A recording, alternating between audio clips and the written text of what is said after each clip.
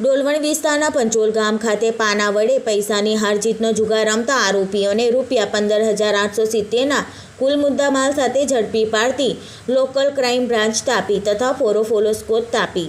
ડોલવણ વિસ્તારના પંચોલ ગામ bus stand ફળિયામાં આંબલીના ઝાડના લાઇટના અજવાળે કેટલાક ઇસમો પાના વડે પૈસાનો હારજીતનો જુગાર રમે છે.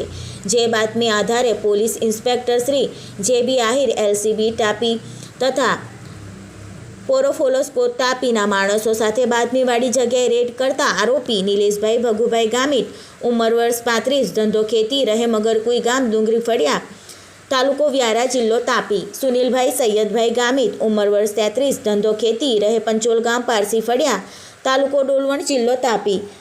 સમીરભાઈ નરેશભાઈ ગામિત ઉંમર વર્ષ 33 ધંધો ખેતી રહે પંચોલ ગામ બસ સ્ટેન્ડ ફળિયા તાલુકો ડોલવણ જિલ્લો તાપી.